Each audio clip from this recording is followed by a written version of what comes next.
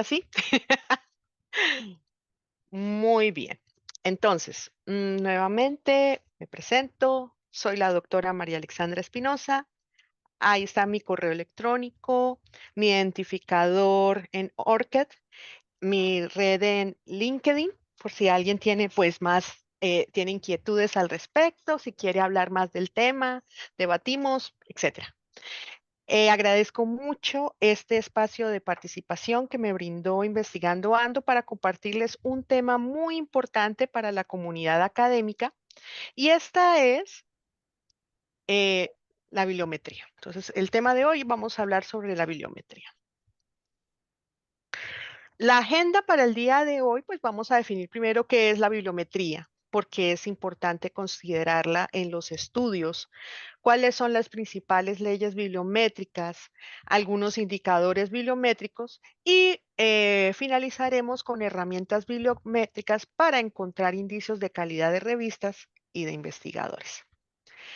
Pero antes de todo esto quisiera abrir, ¿cierto? Mostrando cómo se comporta este ecosistema de publicaciones académicas, de autores, etcétera, y quiero que ustedes compartan conmigo sus experiencias, ya sea porque pueden hacerlo por voz o pueden tipear. ¿Listo? Entonces vamos a imaginar que el comportamiento de publicaciones y de revistas es así, ¿sí? Y vamos a decir que esto lo vamos a partir en 4 pedacitos. Vamos a decir que aquí va a haber un tipo de publicaciones que vamos a llamarlas Q1. Por aquí hay otro pedacito que vamos a llamar Q2, otro pedacito por aquí que se llama Q3 y finalmente otro pedacito aquí que se llama Q4 de revistas y publicaciones asociadas a esas revistas.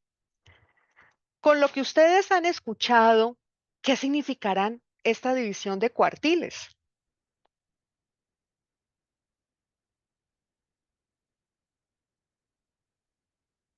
¿Alguien tiene alguna idea? ¿No saben? ¿No responden?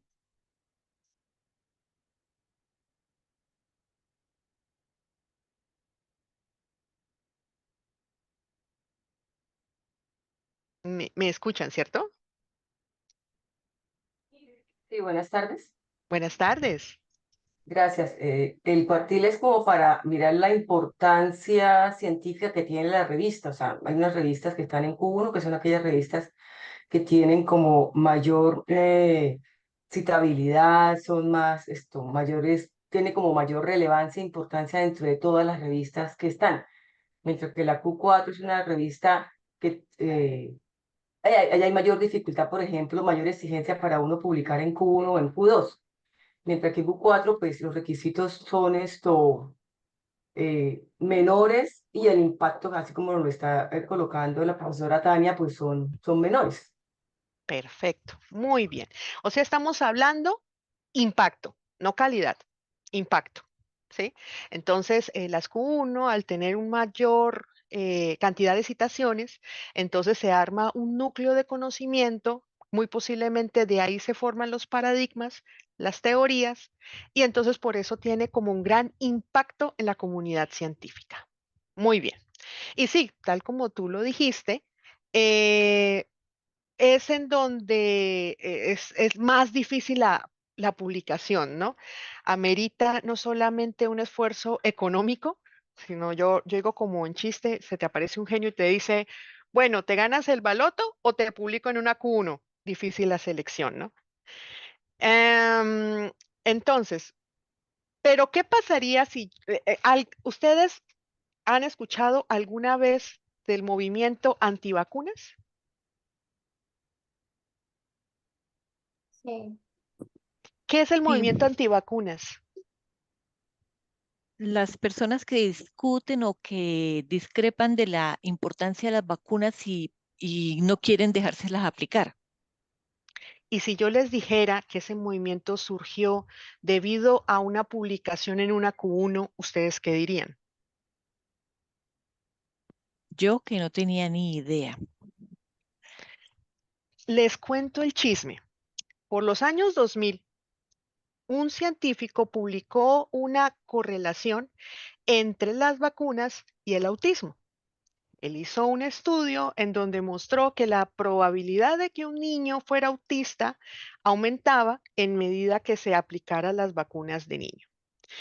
Y de eso suscitó una alarma, una alerta entre la comunidad que seguía a esta revista, que entre otras, no sé si por acá la conozcan, pero es súper reconocida en el ámbito de medicina, que se llama The Lancet, que eso está, se ha mantenido y ha perdurado en el tiempo como una cuna. Entonces, pues hubo una alarma, hubo una alerta generalizada, varias personas dejaron de vacunar a sus hijos, empezaron a aparecer hipótesis sobre que la mejor defensa contra el organismo era la leche materna y bueno. Y si ustedes escuchan las personas que, que uno creería, ¿cierto? Son las que vociferan, no pertenecen, sino que son más bien personas que han hecho maestrías y defienden a capa y espada esto. Hay estudios serios. Es más, yo quiero compartirles. am, yo tengo un sobrino autista y mi hermana está convencida que fue su culpa por haberlo vacunado. Entonces, y eso me muestra estudios que porque las vacunas tienen una base de mercurio y eso llega y se instala en el hipotálamo. Bueno, ahí tienen todo un compendio de artículos mencionando por qué efectivamente las vacunas generan autismo. ¿Qué pasó?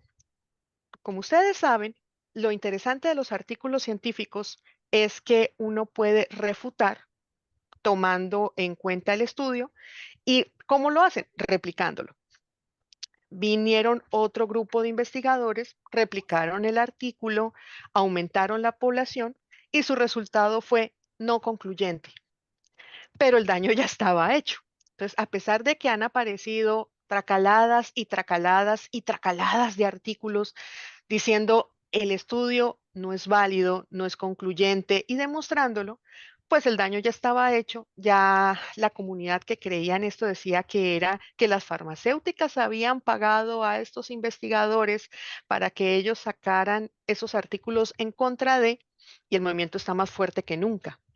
Y de paso se llevó muchas vidas durante la pandemia COVID. Pero ¿quién iba a pensar que tanto daño se generaría solamente porque un artículo fue publicado en una Q1? Y eso que no les he contado otras variopintas, como por ejemplo que muchos estudiantes de la Universidad de Massachusetts, la Universidad de Harvard, cuando estaba esto incipiente, lo de la inteligencia artificial, publicaron artículos generados por estas inteligencias y también fueron publicadas en Q1s. Y los artículos no tenían nada que ver ni generaban ningún conocimiento, pero como dice el dicho, confunde y reinarás.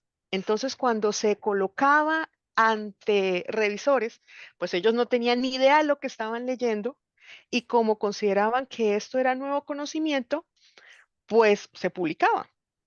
Entonces estamos diciendo que en las revistas de más alto impacto no solamente se publican falacias, sino que se publica desconocimiento.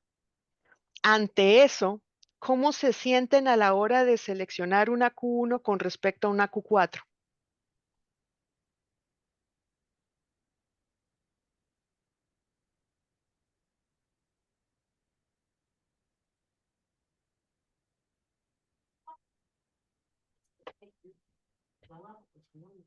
¿O ahora qué harían? ¿Lo pensarían dos veces?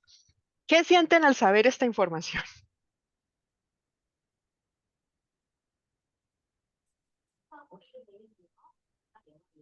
Bueno, supongo que están descolocados, que les cayó un baldazo de agua fría encima. Porque Obviamente, dime. entonces no hay un buen criterio en la evaluación de un artículo para publicarlo en alguna de estas revistas. Para allá voy. Ahora, cuando yo empecé a hacer mi doctorado, yo me di cuenta que este criterio es más clasista que otra cosa, ¿sí? Y al parecer no fui solo yo. muchos investigadores también notaron esto, que a veces las publicaciones o muy buenas publicaciones se aparecen en Q4 es porque no tienen la capacidad de pagar una Q2 o una Q1. Eh, por ejemplo, las publicaciones Q2, Q1 está del orden de los 8 millones para arriba. Y sin considerar que si tú la quieres publicar, tienes que aparte pagar por un certificado de inglés para validar que tu publicación está escrita en un inglés perfecto. O sea que nos estamos yendo hacia los 15 millones de pesos. Y aparte, tenemos que contar que la mayoría de las Q1 te pueden dejar en visto hasta un año, ¿cierto? Porque tienen que revisar tu publicación, o sea, hay una rigurosidad en donde se le da tiempo a los editores y a los pares para que confirmen que efectivamente lo que estás escribiendo es cierto. Tengo compañeros que me dicen que no le han aceptado una revista Q1, inclusive Q2, porque hicieron mal una citación, ¿cierto? Entonces se toma su tiempo en comparación con una Q4, en donde si acaso te dan una semana para que puedas revisar el artículo, y tú que puedes revisar en una semana, máximo que está bien escrito y listo, y se va. Entonces estamos en una época donde hay muchos datos, pero poca información. Y nosotros somos los principales responsables para identificar qué información es cierta de la falsa. Y así como lo dijo Claudia, es increíblemente difícil. Necesitamos herramientas que nos permita primero validar cómo está cambiando esta información a lo largo del tiempo, ¿cierto? Cómo va mutando estos paradigmas. La segunda, dónde se concentra este núcleo de información, entender por qué se están formando estos paradigmas, quiénes son los que lideran estos paradigmas y con esto tomar decisiones, ¿sí? Pero ya no podemos seguir en estas decisiones clasistas en donde le damos como toda la importancia a una Q2, una Q1, por lo que les comenté. Claro, las revistas ahora como que levantaron alarmas, alertas, ya no es tan fácil programar, disculpe, escribir documentos en inteligencia artificial porque ya generaron software para identificar inteligencia artificial, aunque aquí fuera de chiste me dio por utilizar una de esas inteligencias con mi proyecto doctoral y dice que el 98% fue generado por una inteligencia artificial y yo, ok, o sea, ahora yo soy una inteligencia artificial. Pero bueno, se levantaron las alertas, las alarmas, las revistas ya se están tomando como una posición más rígida aún sobre lo que se publica o no y esa veracidad, porque comprendieron cuál era el problema si dejaban escapar artículos tan fácilmente. Entonces estamos hablando de una dispersión de información en donde puede que una joya esté en Q4, pero como nuestros criterios de selección no nos permite contemplar, pues estas revistas se pierden, ¿cierto? Y por otro lado, tenemos ahora otro problema para considerar y es, resulta que entre estas dos revistas, tipo de revistas, hay unas publicaciones que son las multidisciplinarias y otras que son las disciplinarias, las que se concentran en un área de conocimiento versus las que se concentran y son toderas, te publican de todo. Segunda pregunta, ¿cuál te da a ti mayor confianza? ¿Las disciplinarias, las que se concentran en un área de conocimiento o las que se concentran en varias?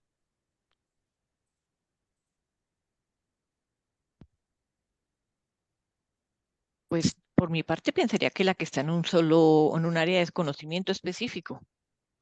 Bueno, algunos pueden decir, me gusta más la específica, me siento más acorde, siento, pero resulta que aparece una por ahí porque se volvió de moda otro movimiento que habla de la ciencia abierta y la importancia de que la ciencia sea para todos.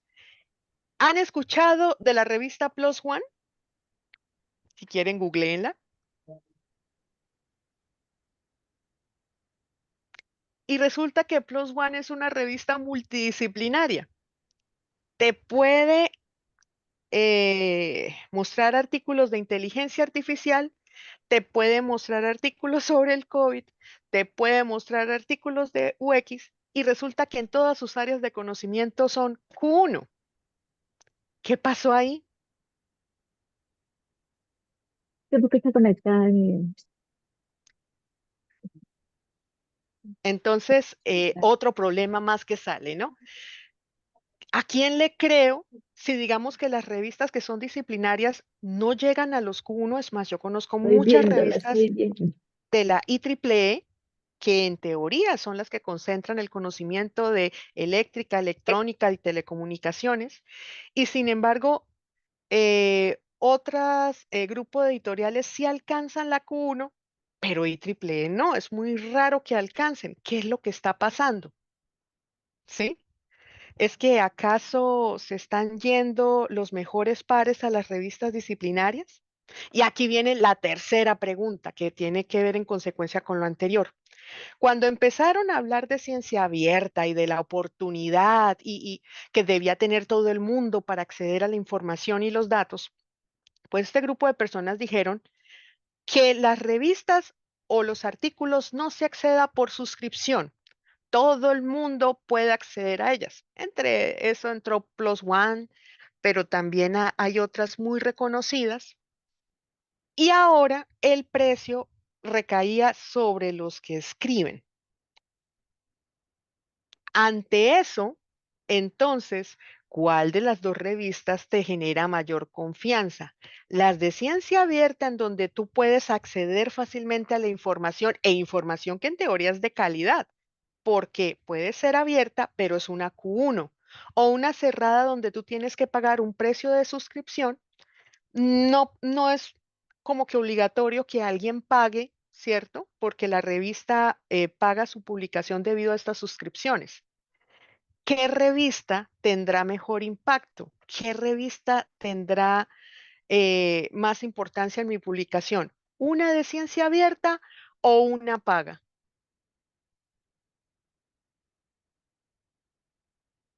Terrible estas decisiones, ¿no? Entonces, cuando estaba haciendo mi doctorado, yo entré a un área de conocimiento que tenía un problema grave. Y el problema es que presentaba dispersión de conocimiento. Es decir, por aquí habían temas y eran temas chiquitos. Por aquí habían temas.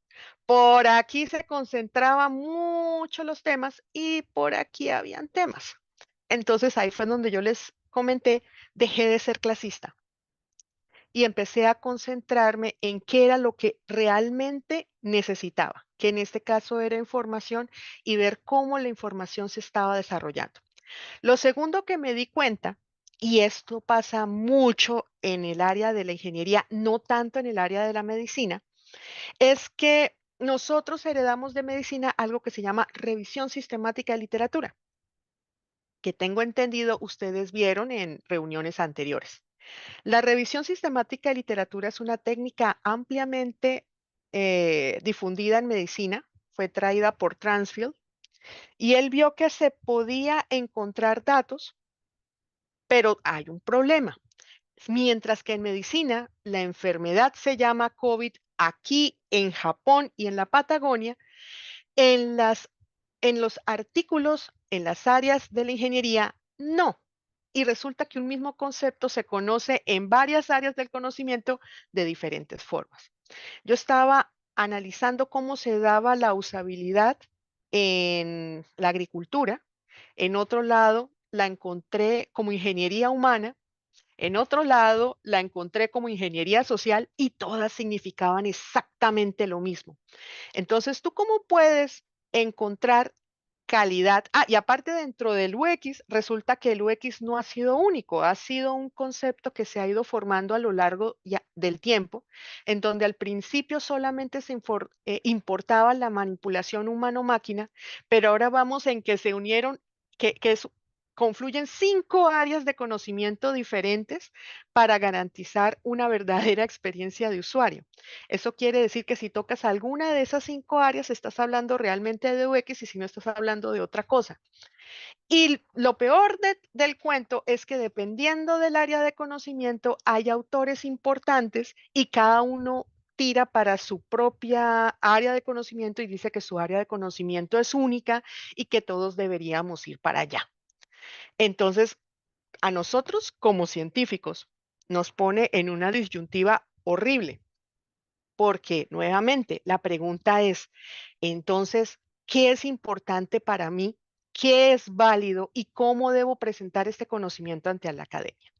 Y aquí es donde se presenta la bibliometría, diciendo, bueno, yo te voy a ayudar a tomar esta decisión.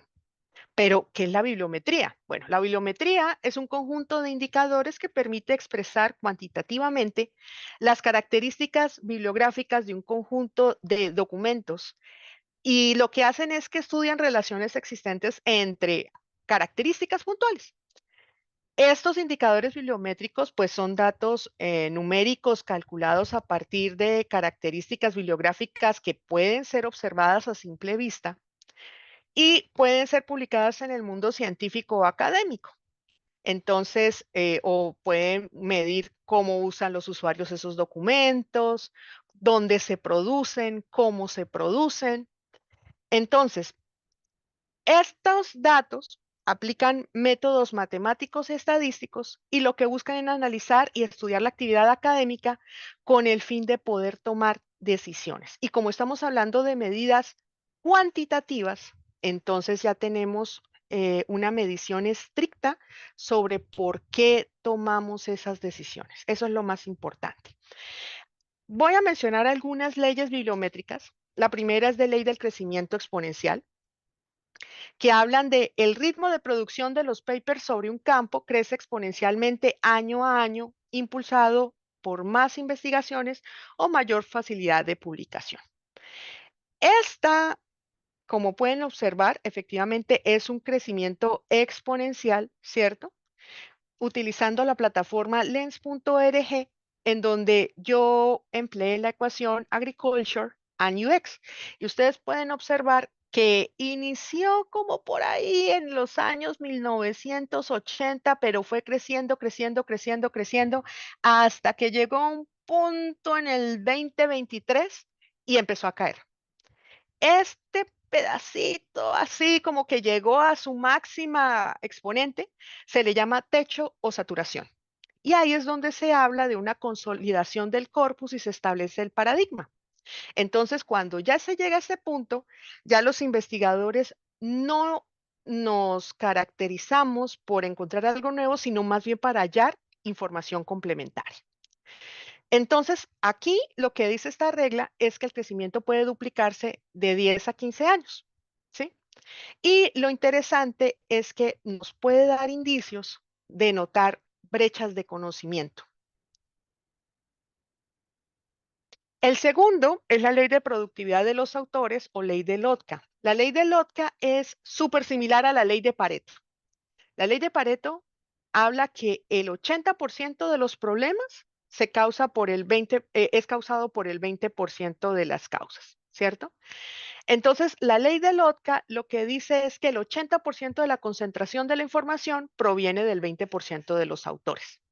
Es decir, muchos autores escriben al menos un artículo sobre un tema, pero poquitos autores escriben mucho sobre un tema o un área de conocimiento. Y esos son los que vendrían siendo los actores nucleicos o los que empiezan a forjar las áreas de conocimiento, los autores reconocidos, ¿sí? Entonces aquí podemos observar de Dimension ahí cómo generé quiénes son los principales investigadores alrededor de agricultura y experiencia de usuario. No son tantos artículos como pueden observar, si acaso 18. Con eso nos indica que esta área de conocimiento aún es nueva, es joven y que tiene oportunidad para ser explorada. En consecuencia de la anterior regla, entonces aparece la ley de la dispersión científica o ley de Bradford. Y la ley de Bradford habla que no todas las publicaciones en una revista son igualmente consultadas. Bradford plantea un principio general. En todo campo temático científico existe un grupo reducido de autores y esos autores los vamos a llamar nucleares, o sea, estos, los que se encuentran en el centro. Y ellos son los que publican una alta proporción de trabajos sobre el tema, mientras que hay una larga cola de autores ocasionales que publican mucho menos individualmente. La distribución por revistas nos devuelve al presente la ley de Bradford y permite matizar esta presumible dispersión. Entonces, nosotros tenemos que 24 revistas tenían 1.353 artículos, que 130 revistas tienen 1.394 artículos que me interesan con respecto al tema. ¿Cuál es la diferencia entre 24 a 130? Por ahí que 40 y pucho de revistas. Y que de 834 revistas hay 1.352 artículos. Es decir, que si yo encuentro esas 24 revistas focalizadas, la probabilidad de que yo encuentre artículos que estén sujetos a mi área de investigación crece. En este caso, pues ahí está los artículos sobre el COVID-19 recogidos desde el 2020, 1 de enero del 2020 al 15 de abril del 2020, ¿sí? Bueno, ¿para qué me sirve la ley de Bradford? Bueno, para saber cuáles son los principales enfoques y los marcos conceptuales sobre el tema y el problema estudiado, cuáles son las teorías dominantes y los debates entre las escuelas de pensamiento, cuáles son las metodologías y técnicas más empleadas por los especialistas y para los que se están formando en el doctorado, cuáles son los agujeros negros o aquellos tópicos que aún faltan, que los autores dicen falta por estudiar, falta profundizar, o sea, una oportunidad de abrir una nueva área de conocimiento, la ley de Bradford. Entonces ya tenemos 3 nuevos criterios que podemos seleccionar más allá de cuartiles, ¿cierto? Muy bien. Entonces, resulta que los indicadores bibliométricos también se pueden analizar de acuerdo a quién escribe o de acuerdo a la revista.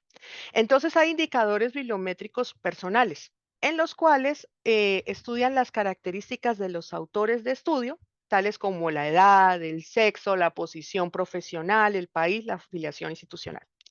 No sé si aquí hayan docentes que estudian metodología de la investigación y de este punto es precisamente que nos interesa sacar de qué país viene la investigación, porque con eso podemos armar afiliaciones, ¿cierto? Y calcular qué país es el que está liderando este tipo de investigación, esta área de conocimiento. En mi caso de agricultura y experiencia de usuario, quienes están liderando son Estados Unidos y Asia, ¿sí? Em, pero también hay algunas cositas por ahí en Europa. Y es muy curioso, yo escribí, bueno, estoy escribiendo un artículo científico en donde este suceso es muy curioso porque resulta que las industrias que son líderes en agricultura y experiencia de usuario son aquellas que se encuentran en España y se encuentran en Arabia o en Oriente Medio. Entonces, a mí me pareció súper interesante porque no pareciera tener no están alineadas con el criterio de investigaciones, ¿sí? La distribución porcentual de trabajos de una publicación en serie, base de datos, otro conjunto de documentos y permite calcular el índice de aislamiento o porcentaje de referencias. Listo. Luego siguen los indicadores bibliométricos o de producción. Estos son obtenidos a partir del recuento de publicaciones científicas. A partir de los datos de productividad, pues, los autores estudiados pueden obtener indicadores como el número medio de trabajos por autor, el número medio de autores por trabajo, los respectivos indicadores estadísticos de dispersión y también se calcula en ocasiones el índice de transitoriedad debido al porcentaje de autores con un solo trabajo publicado. Entonces, ¿cómo se define? Como el logaritmo decimal del número de publicaciones.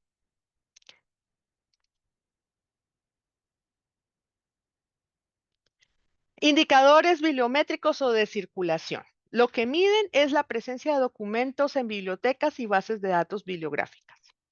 Esos indicadores se utilizan para ver la distribución de las revistas y su cobertura en las diferentes bases de datos. Los principales indicadores son el índice de circulación, que es es el cociente del número de trabajos circulantes y la totalidad de trabajos publicados por una revista en un periodo. El índice de productividad circulante, que es el logaritmo de números de trabajos circulantes. Y esta medida está condicionada por especialización e idioma. Entonces, nuevamente, los docentes que trabajan metodología de la investigación, creo que en uno de sus criterios de selección dirían, bueno, este es un criterio porque necesitamos saber qué estás buscando. Usualmente decimos que sugerimos que la búsqueda se haga en inglés porque hay mayor probabilidad de publicación. Es decir, le estamos atinando a un indicador bibliométrico de circulación.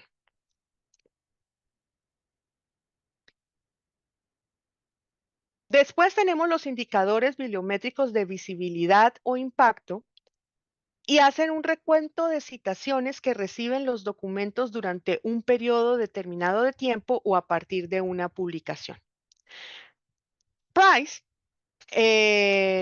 dijo que el 50% de las referencias se distribuyen entre la totalidad de la literatura y el 50% restante se concentra en un número muy reducido de trabajos, que es lo que se denomina el frente de investigación. Lo que hace el factor de impacto, más conocido como FI, es que mide la relación entre las citas recibidas y los artículos publicados por una revista. Entonces, con ello podemos distinguir entre un factor de impacto esperado y un factor de impacto observado.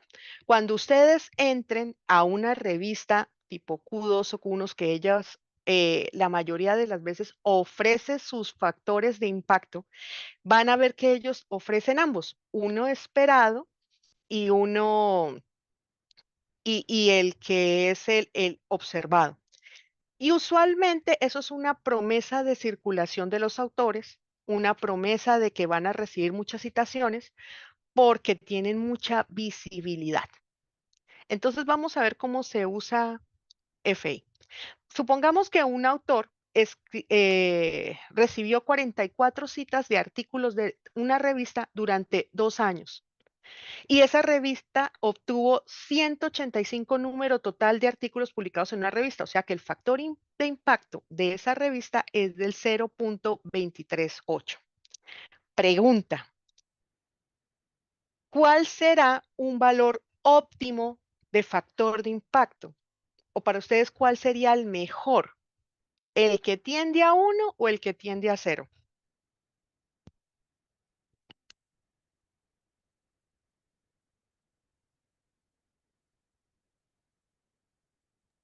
Tal vez el que tiende a 1, ¿Por qué?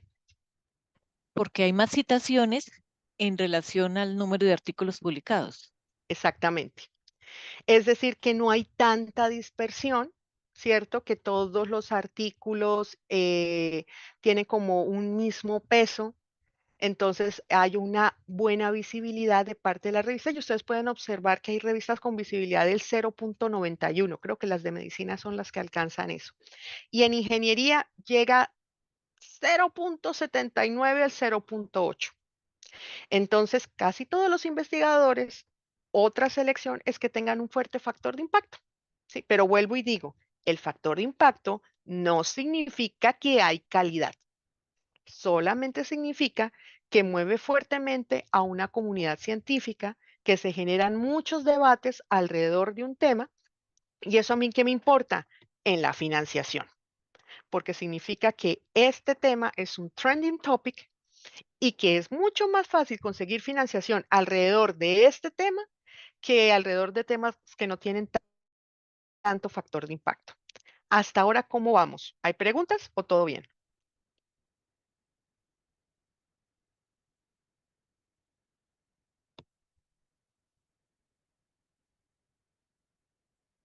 ¿Vamos bien?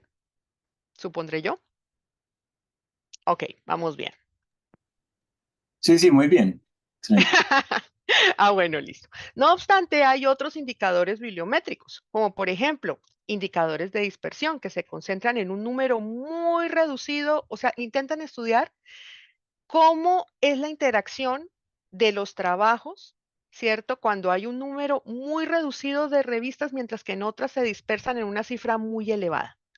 Algunas veces la zona máxima de densidad coincide con revistas especializadas, pero frecuentemente coinciden en revistas multidisciplinarias o de carácter general. Están los indicadores de uso de la literatura científica, que es el consumo de información y se mide a partir del cómputo de publicaciones y el análisis de referencias. Y la diferencia entre las referencias y las citas es que en las primeras se hace referencia a trabajos publicados con anterioridad y las citas se reciben de trabajos posteriores. Los índices de colaboración, pues lo que hacen es que miden las relaciones que han existido entre los productores o agentes científicos y que han finalizado con la publicación conjunta de resultados científicos. Eso se basan en datos de autoría. Ahora hay otro problema nuevo. Estos son las tradicionales, pero ustedes saben que si hace la ley, se hace la trampa. Entonces vamos a ponernos creativos y ustedes me van a intentar colaborar o ayudar cómo hacer trampa en cada uno de estos indicadores, porque de aquí es donde vienen nuevos indicadores de referenciación. Entonces, ¿cómo creen que se puede hacer trampas en indicadores bibliométricos personales?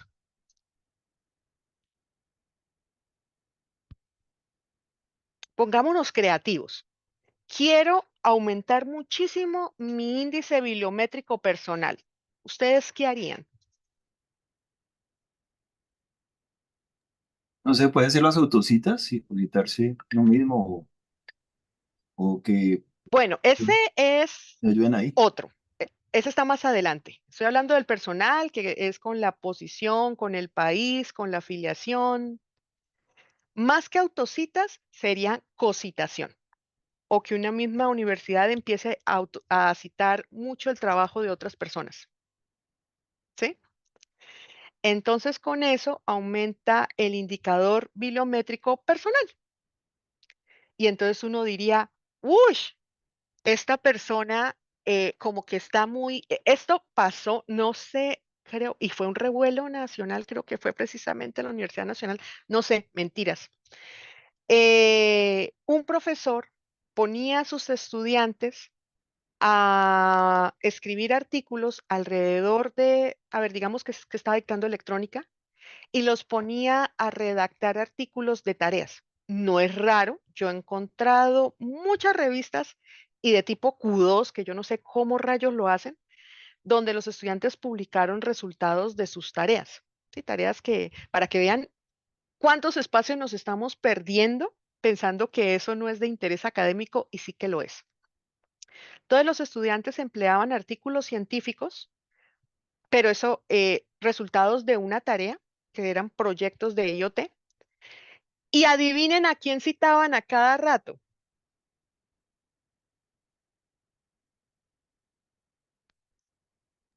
El tutor. al El tutor, profe. exactamente. Ahora imagínense que el tutor tenía 5 salones y esos salones, qué sé yo, con un promedio de 30 estudiantes. ¿Cuántas citaciones ganaba el docente por año? Terrible, ¿no? Pongámonos creativos con esta, con producción, cantidad de publicaciones producidas por un autor. ¿Cómo podemos hacer trampa? Creo que por aquí ya la colocó Mario a cero. Entonces yo necesito aumentar mi número de producción. ¿Cómo lo harían ustedes? Y sobre todo ahorita que llega la evaluación de MinCiencias, si nos están pidiendo que aumentemos la cantidad de publicaciones, pongámonos creativos, ¿cómo lo haríamos?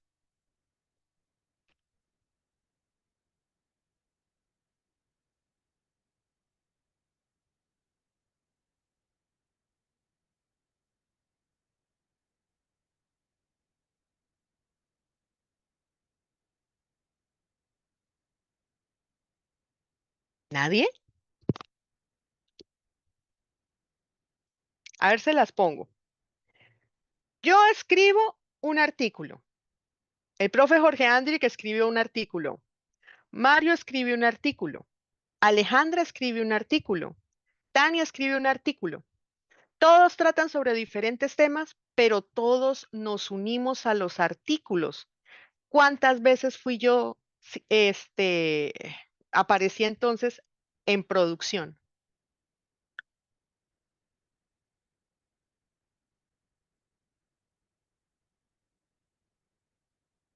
Y miren que yo no colaboré en los otros artículos. A mí me unieron de chévere, pero yo también uní a los otros investigadores. Entonces, una persona aparece fácilmente en 5 artículos y no tuvo nada que ver, inclusive no era su área de experticia o de conocimiento.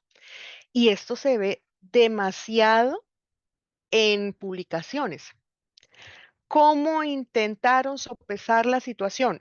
Bueno, algunas revistas le ponen importancia al orden de aparición de los autores. No es lo mismo aparecer de primer autor que aparecer de último, ¿cierto? Entonces, el primero fue el que escribió el artículo. El segundo fue donde hubo una fuerte colaboración. Del tercero para allá fueron porristas. Y se supone que el último es el que más sabe del tema. O sea, el tutor, el que revisó al final, el que dio sus notas de aprobación, algo por el estilo. Y esto sí que se da mucho en la comunidad científica. Es más, no sé si ustedes se enteraron, parte de este problema de producción se dio en Rusia, donde se empezaron a imponer políticas fuertes de publicación, o sea, se le exigía a los investigadores, bueno, es que también donde se les obligaba a tener unas referencias, qué sé yo, de 30 artículos por mes, eso es imposible. Y ellos, pues, una de las cuestiones que hicieron para obtener estos resultados fue hacer eso. Cada uno escribía sobre un pedacito de una investigación que estaban realizando y entre todos se unían para aparecer y aumentar. Y si ustedes observan alguna parte temporal, Rusia estuvo casi que en todas las investigaciones en altos niveles de indicadores bibliométricos. Fue por eso, ¿sí? De circulación, ¿cómo hago para hacer de circulación? A ver, eso sí va a estar más difícil. ¿Cómo hago? Sobre todo, a ver, imagínense una revista hindú o una revista, pongamos la más difícil, que escriban en quechua. ¿Cómo hacemos para aumentar nuestro índice de circulación? ¿Cómo se les ocurre? Seamos creativos.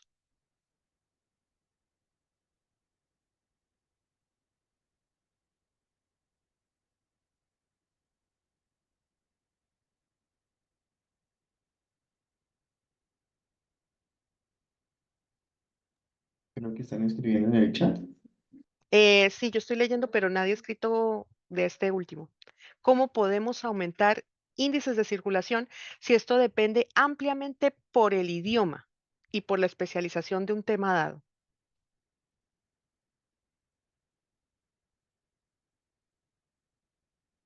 Por eso, pero quiero aumentar, por ejemplo, en quechua.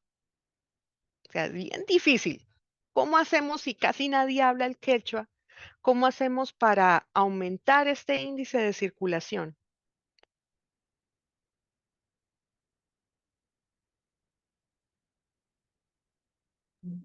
Y publicando con idiomas que sean generales inglés. Peor aún, aquí es donde dan la relevancia las publicaciones en Q4 y las publicaciones en revistas rapaces, que te publican lo que sea con tal de que tú pagues. ¿Sí? Entonces, la Q4 publican cualquier cosa porque les interesa aumentar estos índices de circulación. Y las rapaces le interesa la plata. Entonces es un gana-gana. Y posiblemente, sin uno notarlo, de pronto el quechua es como uno de los idiomas más reconocidos, ¿cierto? Y entonces todo el mundo empieza a escribir en quechua porque como que se empezó la tendencia, que tocaba escribir en quechua. Indicadores de visibilidad o impacto. ¿Cómo aumentarían la visibilidad de impacto? eso también viene como en consecuencia del anterior. Escribiendo, que da miedo, utilizando inteligencia artificial y publicando, pero inteligencia artificial de uso inconsciente, ¿no? Porque yo sé que por ahí ya hay cursos sobre cómo emplear de forma adecuada la inteligencia artificial para disminuir un poco la carga de los investigadores. Em, pero eso es más que todo como en consecuencia de todo lo que hemos venido hablando. Por eso es que digo que si hace la regla, se hace la trampa. Y eso ha representado un dolor de cabeza para los editores, las editoriales, y eso que no he comentado una terrible, no lo escucharon de mí. Pero también hay editores inescrupulosos que te permiten publicar en una Q2 o en una Q1 si tú citaste a un autor de esa revista. Y le pasó a más de un compañero del doctorado, que le dijeron, se la aceptamos, pero usted nos agrega a este autor. Y ya. Entonces, echa la trampa, echa la regla. Ante eso, pues entonces nace la necesidad de colocar otros indicadores bibliométricos para intentar sopesar la situación. Y estos son el índice H. Bueno, ese es uno de los más viejitos, apareció en el 2005, consiste en tomar cada uno de los trabajos de un autor o una revista, ordenarlos de mayor a menor en función a las citas que recibe cada artículo en un periodo determinado de tiempo. Entonces, H1 es cuánto escribió en un año, H2 en 2 años, H3 y así sucesivamente. Resulta que como el índice H tuvo problemas, por lo que yo les comenté de que entonces ya los autores empezaron a ponerse loquitos, empezaron a participar en colaboraciones. Es más, yo no sé si ustedes saben, es que ahorita no lo encuentro, quería traerlo a colación aquí. Eso se puede ver de dos formas. Hay sitios web donde los investigadores publican sus artículos que no pudieron ser financiados en revistas Q2 o Q1, pero son muy buenos.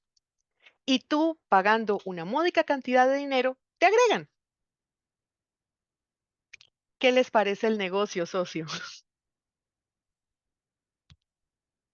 Y tú eliges tu área de experticia, si eres afín a la temática, una universidad te está obligando a publicar, simplemente pagas y hasta pagas qué orden quieres aparecer. ¿Quieres aparecer de primero, de segundo, de tercero? Listo, cumplimos. Entonces, bueno, ante eso apareció el índice G, que es una mejora del índice H. Y lo que hacen es que sí, ellos lo que hacen es que ordenan de forma descendente, pero entonces te dicen que al menos las dos primeras citas los dos primeros artículos tienen que tener una citación de G al cuadrado citas para considerarse. O sea que o tienes que pagar mucha plata para poder tener un índice G bueno. ¿Sí? O dos artículos que, mejor dicho, te hicieron eh, aparecer en un área de conocimiento. También hay otro índice que generó demasiada polémica. Voy a preguntar a ver si ustedes lo conocen, que es el índice K. ¿Alguien ha escuchado del índice K? Perdón, del índice K.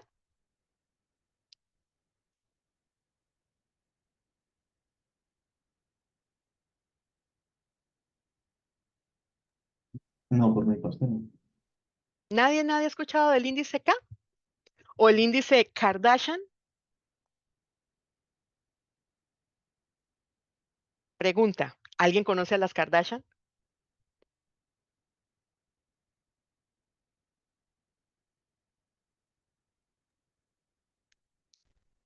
Por televisión. ¿Qué hacen las Kardashian? Generar polémica. Bueno, generan polémica, pero ¿cuál es el negocio de las Kardashian? ¿Por qué son tan importantes?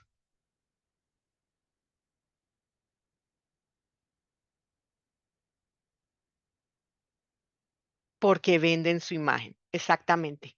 El índice K es que tanto tú promocionas tus artículos científicos empleando las diferentes redes. Parece chiste, pero es anécdota. Entonces más de un investigador dijo, o sea, que aparte de investigar, aparte de redactar, ahora tenemos que ser figuras públicas. O sea, imagínense. Y si ustedes ven, no es raro encontrar a más de un investigador compartiendo cositas por LinkedIn. Es decir, están aumentando su índice K.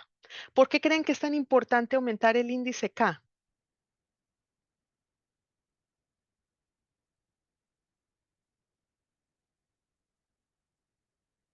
Si no cuenta, por lo menos en las anteriores, no les va a contar por compartir los artículos.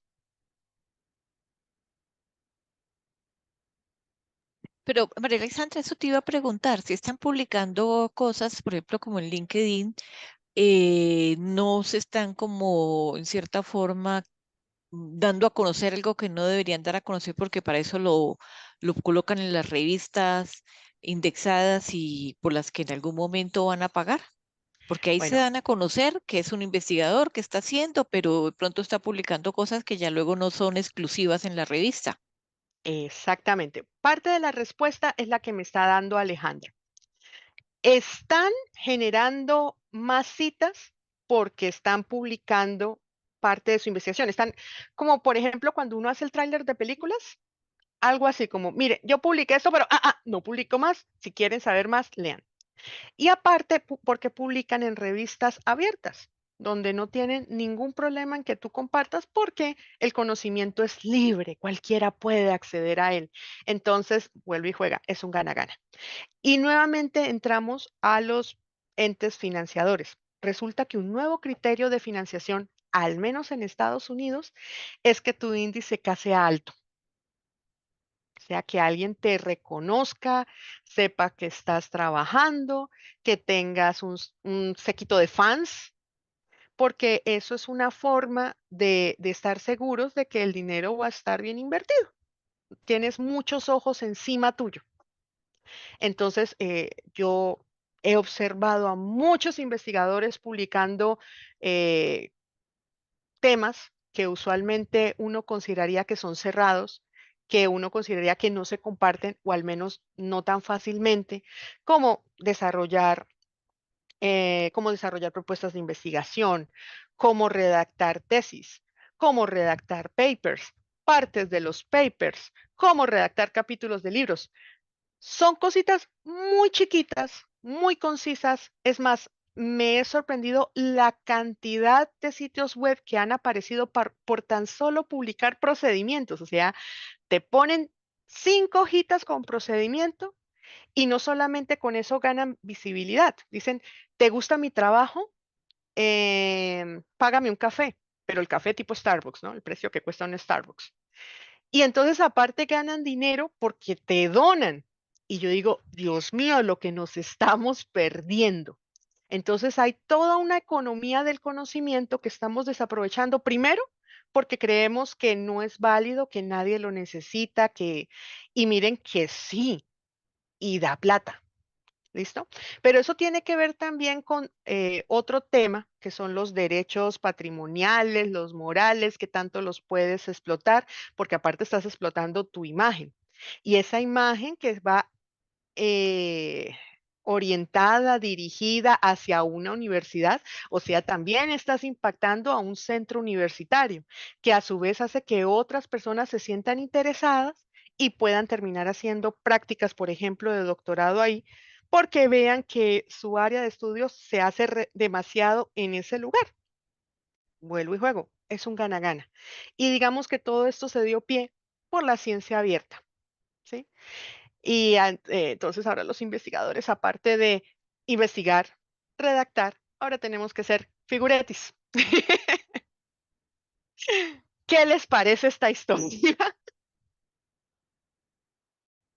Y claro, aparecen también muchísimos otros índices y cada uno quiere su reconocimiento. Entonces, por ejemplo, aparecen los índices del Journal Impact Factor de Simago, de Web of Science, y sé de, por ejemplo, las universidades europeas les gusta mucho el de Web of Science, prefieren este, y el de Simago le dicen "Ick". Y es posible que en Simago, digamos, una revista sea Q1 y en el sitio de Web of Science sea una Q2 y viceversa. Puede ser que tenga un alto índice de valor de impacto en Simago, pero no lo tenga en Web of Science. Y Simago está muy orientado hacia la forma como Scopus mide. Entonces, aquí es donde también las universidades deben tomar como una decisión. ¿Nos vamos con las decisiones de Simago y de Scopus o nos vamos con las decisiones de Web of Science? Y eso yo he visto que también depende de continente.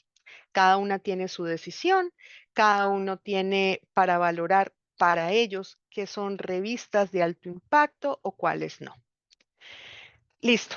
Eso por ahí, la parte teórica. Ahora nos vamos con la parte práctica. Resulta que también hay un software para evaluar este material, ¿cierto? Vamos a detener esto un momentito.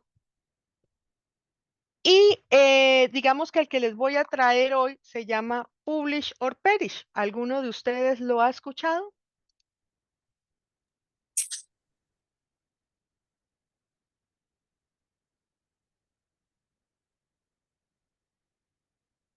¿Nadie Sí, ha señor. escuchado? ¿Qué hace Sí, Publish or Perish? me permite consultar artículos en diferentes revistas de acuerdo con algunas palabras clave y me Ujú. ayuda a definir al final cómo será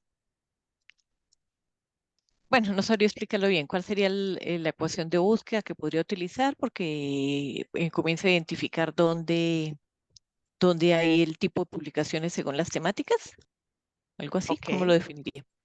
Bueno, recordemos cuáles son los procedimientos para realizar una revisión sistemática de literatura. Se divide en tres partes. La primera son los criterios de inclusión. La segunda es el desarrollo de la ecuación de búsqueda y la tercera es el desarrollo de los criterios de calidad. Hay varias metodologías para hacerlo. Por ahí encontré una que se llamaba Prisma. Yo inclusive desarrollé una que se llama Dandelion, pero hay muchas para hacer revisión sistemática de literatura hablando de cómo sopesar todos estos problemas alrededor de la ciencia y cómo determinar qué me sirve y qué no. Entonces aquí yo voy a traer a colación dos herramientas. Bueno, primero voy a hablar de unas muy chéveres. Voy a compartir mejor pantalla. Ay, mentiras, mentiras. Que son los buscadores que le hacen como competencia a Scopus, ¿sí? Que Scopus es como lo que nosotros tenemos acostumbrados a buscar, a definir como cierto, y no, hay buscadores interesantes y libres, que es como lo más importante. Uy, aquí como, ya, compartir, voy a compartir esta.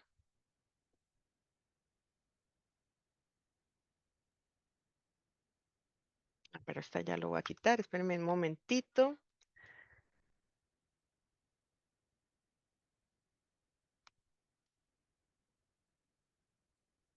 Ok, ahora sí puedo compartir, creo que esta.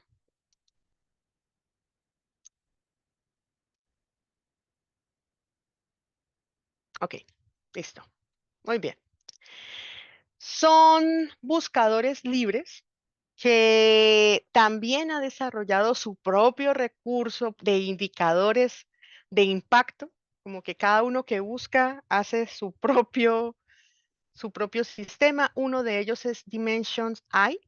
Si quieren, los espero para que creen su usuario, su contraseña. Es importante que lo tengan, ¿sí?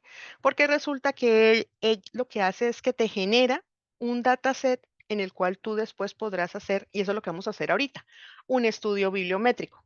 Entonces, espero a que ustedes creen su usuario. Mientras tanto, si están en sus propios equipos, por favor descargar Publish or Perish y descargar Voz Viewer. Me avisan, por favor, alzándome la mano, cuando ya crearon su usuario en Dimension.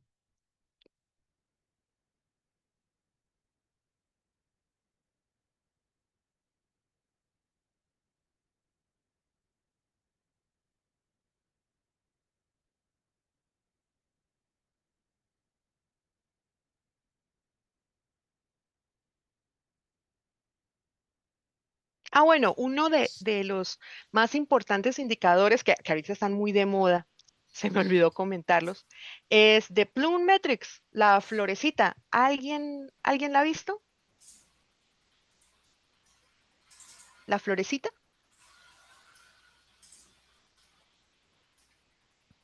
Sí, ¿De qué se trata Bloom Metrics? Aquí está. ¿Pero alguien lo ha usado? ¿Sabe qué significa la florecita?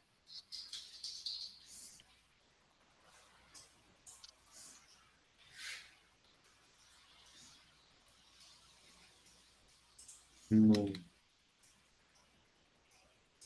Bueno, Bloom Metrics, también conocido como Altmetrics, lo que hace es que evalúa 5 categorías. Citaciones, o sea, la tradicional. Pero resulta que estas citaciones no solamente son de citaciones de artículos científicos, sino son también citaciones de patentes, citaciones de políticas, citaciones clínicas, citaciones de datasets, o sea, no solamente por artículos publicados. Te evalúan el uso, es decir, cuánta gente te da clic, cuánta gente descarga tu artículo, cuánta gente ve tu artículo, cuánta gente, si publicaste un video, lo ve. Entonces aquí es donde viene o tiene sentido el criterio K y por qué necesitas volverte figuretti. También te evalúa capturas, es decir, quiénes te grabaron en mis favoritos, quiénes te colocaron en sus bookmarks, cuántos gestores bibliográficos te almacenaron. Por cierto, ¿cuántos gestores conocen ustedes?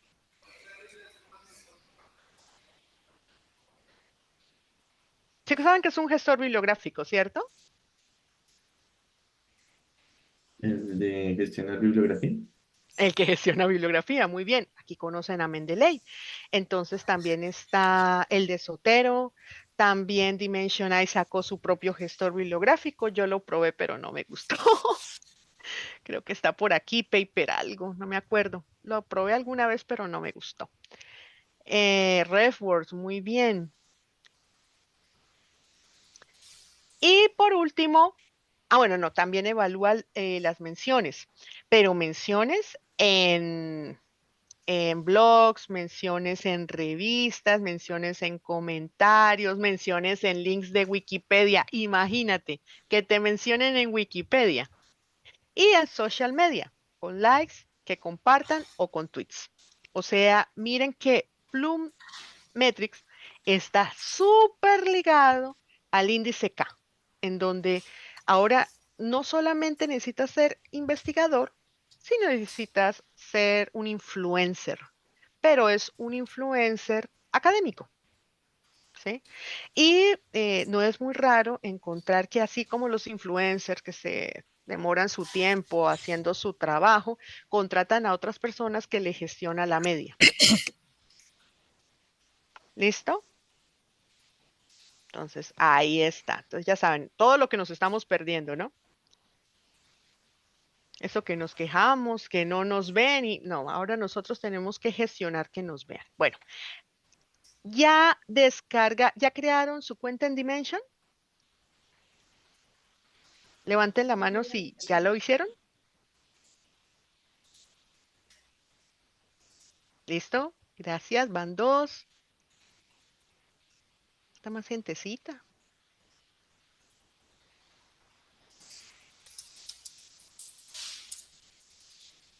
Bueno, 5. Muchas gracias los 5 que ya crearon. Les explico lo que están viendo. Resulta que Dimension es una de las bases de datos multidisciplinaria, una de las más grandes y libres que se encuentra a nivel mundial después de Google Scholar, que es súper reconocidísimo, y de Lens, ¿sí? Que son como las más reconociditas. Pero esta no necesitan, esta me deja trabajar sin crear perfil, entonces eso es lo que vamos a hacer. Esa también gestiona una ecuación de búsqueda, la cual se puede colocar acá. Y miren que también hace un estudio bibliométrico, donde te indica cuáles son las áreas de conocimiento, te indica cómo se están comportando las publicaciones, la famosa ventana de conocimiento, que más de un docente dice, mire, su ventana son 3 años en el pasado porque la tecnología cambia con el paso del tiempo. No, no necesariamente. Ahí es donde las ventanas de tiempo empiezan a diferir. Tú dices, bueno, depende. ¿Depende de qué? Bueno, depende de cuando empieza a darse un movimiento exponencial, depende de donde empieza a mostrarse el techo, o sea, ya tienes más criterios de selección. Te muestra quiénes son los principales investigadores en el área, te muestra cuáles son las bases científicas donde hay mayor probabilidad de encontrar, es decir, te muestra los núcleos, pero al mismo tiempo también te permite hacer filtros, filtros de publicación, filtros por investigador, si por ejemplo ya reconociste que alguien es muy importante, filtros por categorías de investigación, por tipo de investigación, que miren que es otro de los criterios de selección, ¿no? Que si es artículo, que si es capítulo del libro, que si es acta de conferencia, etcétera, etcétera, etcétera. La revista, ¿cierto? Por ejemplo, a mí personalmente, a mí me encanta mucho Nature. Ah, mira, apareció The Lancet. Hablando de The Lancet. Si ustedes tienen una revista que es de su preferencia y si quieren analizar única y exclusivamente las Open Access. Entonces, para mi ejemplo, voy a poner Agriculture y experiencia de usuario. Ustedes lo van a colocar como quieran, ¿sí? Bajo su área de experticia, lo que ustedes quieran, y lo vamos a descargar. ¿Cómo lo vamos a descargar? En la parte superior derecha de la pantalla van a encontrar una cosita muy chiquita que dice grabar, exportar. ¿Sí la encontraron?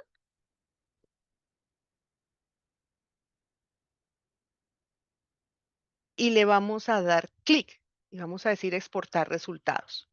Me va a decir, bueno, ¿cómo quiere que se los exporte? ¿Quiere que se los exporte en formato CSV? ¿Quiere que se los exporte para un mapeo bibliométrico o quiere que se los exporte para tenerlo en un referenciador bibliográfico? Entonces, cualquiera de los dos me sirve, no hay problema, pero vamos a darle el segundo. O sea, el primero y el segundo me sirven. Y eso les va a llegar al correo que ustedes registraron. Por eso es que era tan importante que ustedes crearan su usuario. ¿Listo? Se va a demorar, dependiendo de su área de experticia, de 2 a 5 minutos. Google Scholar, súper fácil de hacerlo. Yo hago clic. Tú colocas tu tema. Bueno, aquí yo lo tenía en español, pero lo vamos a poner en inglés. Y él también hace como un mini estudio bibliométrico, ¿cierto? Donde aparece pues una temporalidad, te permite incluir patentes, te permite incluir tipo de documentos, pero es como de todas como la más sencillita, ¿no? Ahora, ¿cuál es el problema de este buscador de fuentes primarias, secundarias, terciarias? El problema es que no me permite descargar un dataset con el cual pueda manipular. Y aquí es donde aparece Publish or Perish, ¿sí? Al rescate.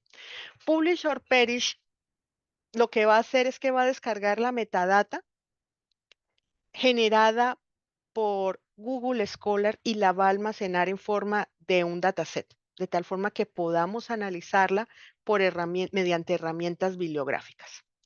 ¿Cómo funciona? Bueno, con el paso de los años, él ha ido agregando más bases de datos, con lo cual es mucho más fácil su estudio. Entonces tú puedes descargar de Google Scholar, puedes descargar de Lens, puedes descargar de Scopus. Quitaron el de Dimension. Bueno, quitaron el Dimension. Ahora, ojo, el que diga que se puede de Scopus no significa que puedas descargarlo. ¿Por qué? Porque cuando tú entras para intentar descargar el dataset de Scopus, él te va a pedir una key. una llave. Y resulta que la llave solamente la tiene el administrador. Y como nosotros no somos administradores, así tengamos nuestra cuenta, así estemos afiliados a una universidad, no nos sirve. Así que no lo intenten. Lo mismo viene para Web of Science. No te la deja descargar al menos que tengas una aquí. De resto, te deja. Todos los que tengan solo una, como son datos de libre acceso, tú puedes jugar con eso y ya. Entonces vamos a usar este, me dicen que por los autores, el año, todo esto, pero vamos a trabajar con las keywords. Entonces lo mismo. Aquí no hay ecuación. Aquí las keywords o palabras clave se separan por comas. Entonces tú pones agriculture, por ejemplo, en mi caso, ¿no? Y UX. Y listo. Y observen antes de que le den search que aquí hay diferentes mecanismos, diferentes, puedes descargar diferentes tipos de registros. ¿Yo qué sugiero? Sugiero que ustedes descarguen 500 registros. Ahora, una sugerencia. Los servidores de Google van a ver esto como un ataque al servidor. Porque lo que va a hacer es que él va a hacer ping a cada uno de los links para poder recopilarlos y unirlos en una base de datos. Y esto como es una máquina, ¿cierto? Mira, esos son los clics y cómo lo está haciendo así. Entonces, el buscador, o bueno, Google Scholar va a decir, me están atacando. Y como me están atacando, no va a dejar que se repita inmediatamente otra búsqueda. 200 es muy poquito para analizar. He obtenido excelentes resultados con 500.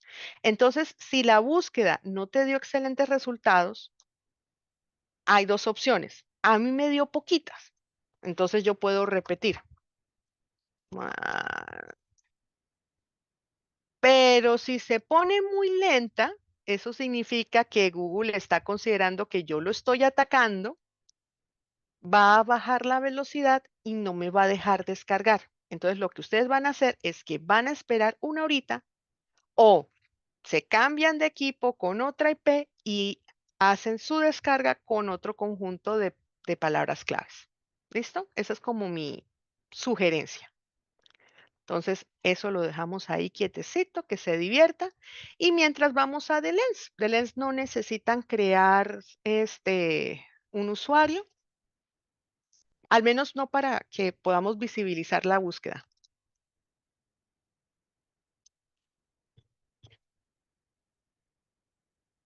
¿Qué es lo interesante de Delens? Que aparte de buscar artículos científicos, también le dan mucha prioridad a las patentes. ¿Sí?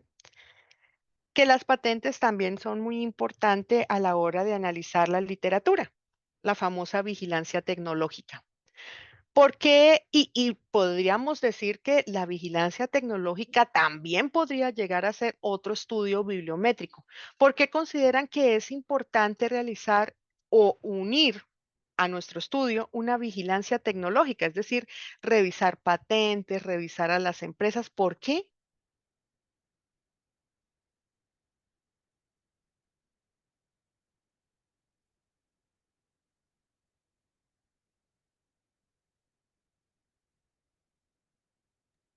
Oportunidades de financiamiento.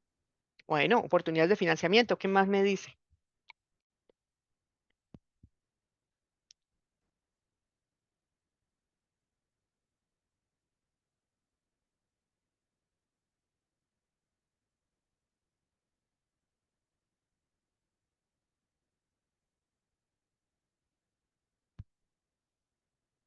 ¿No hay más ideas? Bueno, les comento desde la experiencia. Cuando yo empecé a analizar esto de la agricultura y experiencia de usuario, y esto lo van a escuchar muchos de sus estudiantes, la primera respuesta es no hay nada. Yo busqué y no hay nada. O hay información que no es pertinente, hay información que está muy desactualizada, hay información ejemplo, 2021 encontré una publicación rusa que decía que el principal problema cuando se elaboraban interfaces de usuario para pequeños productores, agricultores, campesinos, es que no existen frameworks para el desarrollo de esos motores de búsqueda para el desarrollo de esas interfaces. Entonces, hagamos lo que hagamos, los campesinos no van a entender ni van a saber cómo manipular. Y entonces tú te pierdes porque dices, no, pues estoy en un estado demasiado nuevo de investigación donde yo solita estoy abriendo todo un nuevo escenario de conocimiento. Pero entonces te pones a hacer una vigilancia tecnológica y resulta que las empresas van como 5 años en el futuro, donde ya consideraron esos problemas y ya están generando soluciones alrededor de. Entonces, por ejemplo, encontré industrias como CropX en donde ellos utilizaban el conocimiento popular de los campesinos para desarrollar interfaces humano-máquina. Y como su medio de publicación no eran artículos científicos, entonces pasaban desapercibidos por los investigadores cuando ellos ya estaban encontrando soluciones. Y en la agricultura eso pasa muchísimo, porque estamos hablando de un problema de transferencia tecnológica. Por eso es que es importante también considerar las patentes, porque nos abren un área de conocimiento de cuestiones que no hemos considerado y si digamos llega un paso en que decimos, uff, lo descubrimos y resulta que ya existía en una patente, o sea que estás infringiendo un derecho de propiedad intelectual y dependiendo de dónde esté protegido te vas a meter en un problema. ¿Sí o no? Entonces, por eso es importante también incluir en tu revisión un estudio de vigilancia tecnológica, que creo que va a ser la siguiente sesión. Bueno, eso por ese lado. Entonces, diferencia con respecto a Dimension. ¿Qué encontraron? ¿Quién pueden comparar? Y me pueden ir diciendo cuál es la diferencia que notan o tienen la misma información.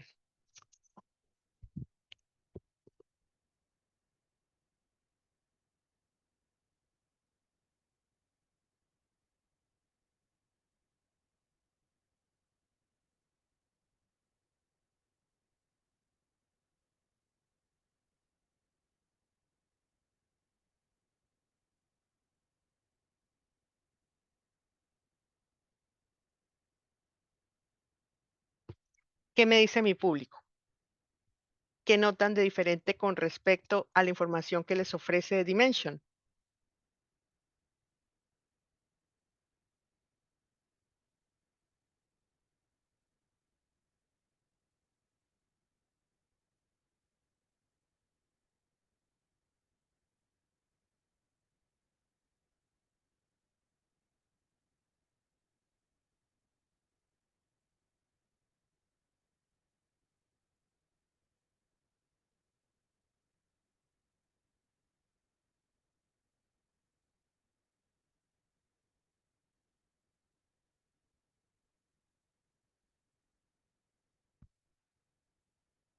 ¿Nadie?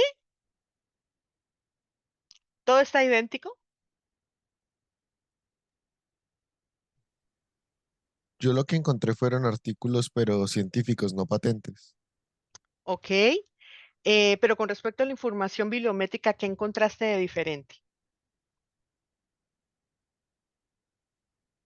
Encontré más números de artículos. O bueno, O- sí, más números de artículos. ok.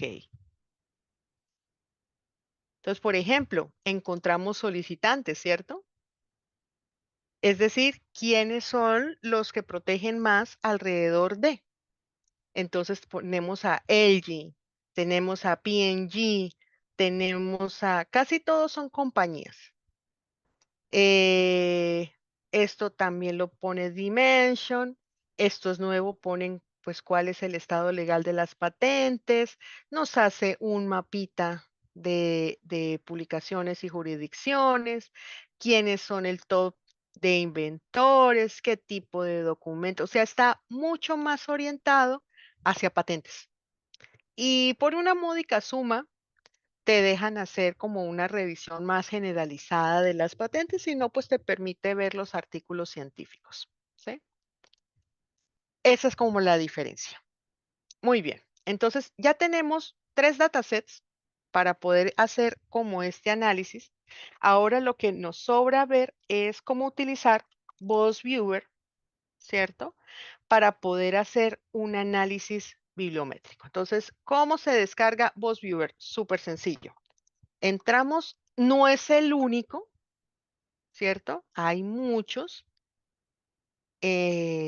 como por ejemplo Bibliometrics, pero Bibliometrics sí exige que ustedes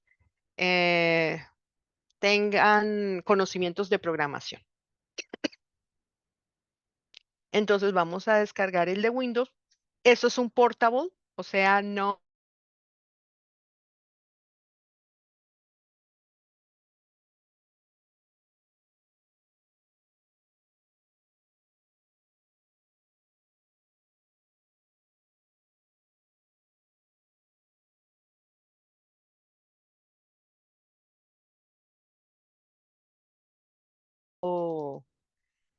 eh, que en C, ¿cierto? Generar como un acceso directo.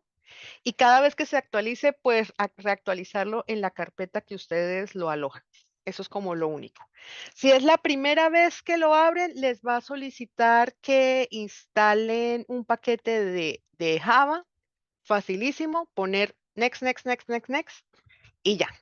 Y después de esperar un tiempito, me va a aparecer esta interfaz. Les explico rápidamente de qué se trata esta interfaz. Tiene 3 pestañitas, ¿sí? En la primera vamos a ver cómo se interrelacionan las palabras. En la segunda vamos a observar cómo se relacionan las palabras a lo largo del tiempo. Y en la tercera vamos a ver cómo qué palabras están influyendo más en correlación a otras palabras. Más o menos, ¿qué es VozViewer? VozViewer lo que hace es como una minería de texto. Eh, Creería yo que hace algo de técnicas de procesamiento del lenguaje natural, donde lo que hacen es que cogen las palabras y analizan la cercanía con otro conjunto de palabras, ¿sí? ¿Para qué necesitábamos las bases de datos que descargamos? Para este punto. Entonces, yo creo que en este momento ya habrán terminado. ¿Algunos hicieron el ejercicio con Publish or Perish? Levanten la mano los que lo hicieron. Si no, pues trabajamos con el otro, no pasa nada. ¿Nadie lo hizo con Publish or Perish? Bueno, Sebastián Ardila lo hizo con Publish or Perish. Ok. Creo que me alcanza para hacerlos con ambos. Entonces, los que lo hicieron con Publish or Perish. Aquí en la parte derecha de la pantalla vamos a encontrar algo que dice grabar resultados. ¿Listo? Y vamos a poner los resultados como CSV. Así lo vamos a grabar. Resultados como CSV. ¿Cómo lo vamos a grabar? Yo sugiero que siempre, en lo posible, colocar las palabras claves que tú utilizaste para descargar ese dataset. En mi caso fue agriculture y fue user experience. ¿Sí? En caso de que tú tengas que replicar una búsqueda y dices, ah, bueno, esa no me dio resultados, voy a probar con otro conjunto. ¿Sí? Los que lo hicieron utilizando Dimension, yo creo que ya les debió haber llegado un correíto diciendo que descarguen y les generó un archivo zipeado. Descomprímanlo. ¿Listo?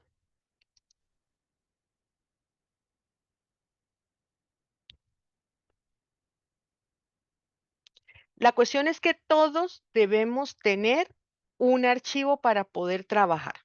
¿Todos lo tenemos? Levantemos las manos los que ya tenemos un archivo con que trabajar y ya descargamos VozViewer. Sebastián ya tiene, Olga Lucía ya tiene, muy bien. 4 tienen, ¿será que hay más? Por aquí, por aquí. Bueno, vamos a trabajar con los que ya lo tienen.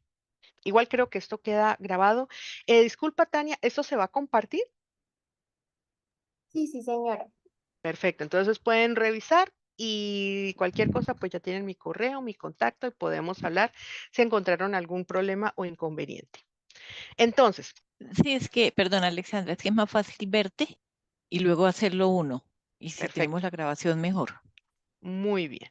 Entonces, ¿qué vamos a hacer? Vamos a dar clic en crear. Nos va a salir algo así. Yo quiero analizar cómo se relacionan las palabras entre sí, es decir, qué palabras son las que más usan los usuarios, bueno, los escritores de artículos, con el fin de reconocer cómo se está movilizando el conocimiento, cómo está evolucionando. Entonces, para eso voy a hacerle clic al tercero. ¿Listo? Y vamos a darle siguiente. Luego me dice, bueno, ¿qué tipo de dato voy a analizar?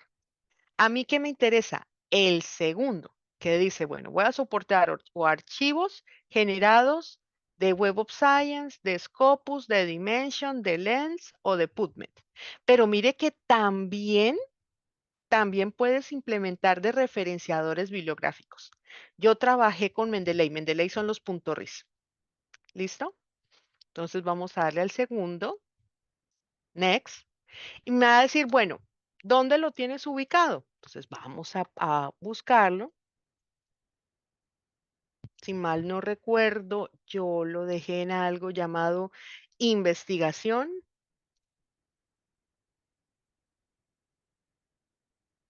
Ah, no, espera, ¿qué me está pidiendo acá? Ah, bueno, me está diciendo que sí, de Web of Science, de Scopus, de Dimension, de Lens y de PubMed. Si Profe, vamos a, alguien tiene la mano levantada. Creo que la coméntame, profe Olga. Olga.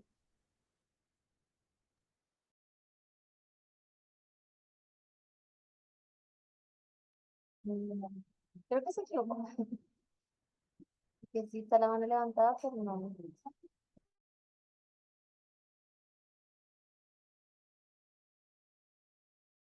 Exportación. Ajá. Entonces llego al centro de exportación, pero a mí no me sale lo que a usted le sale. Ah, ya voy para allá entonces. Tranquila. Vamos a hacerlo juntitas las Listo. dos. Bueno.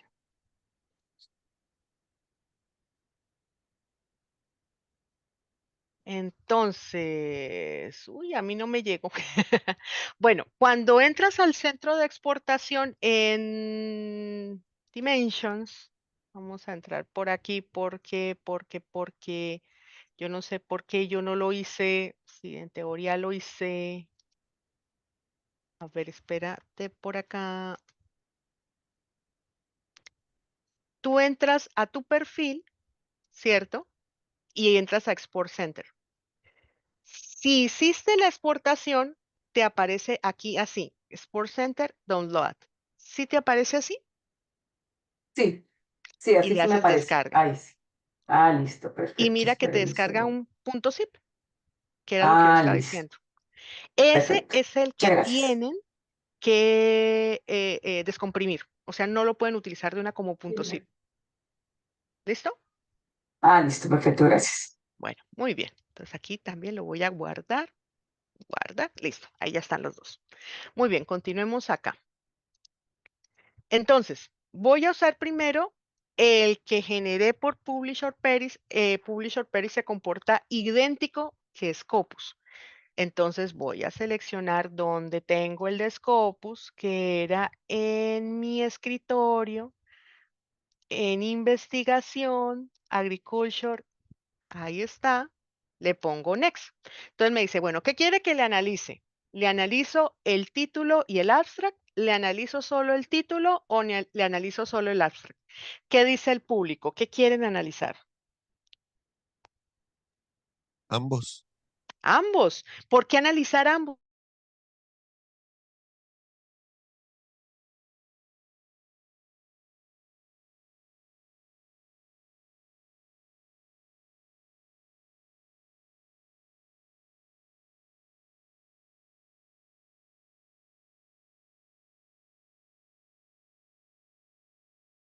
Next. Entonces él va a empezar a extraer los términos y va a decir, bueno, ¿cómo hago? ¿Quiere un conteo binario o quiere un conteo completo? No nos vamos a detener en eso. Esos son fórmulas de inteligencia artificial. Vamos a decirle conteo binario. Ahora, él dice, de 2.986 términos que encontré, 46 se repiten 10 veces. Vuelvo y repito porque esto a veces toma el pelo. De 2.986 términos que encontré, 46 se repiten 10 veces. A mí, personalmente, a mí, como gusto personal, me gusta más trabajar con 5.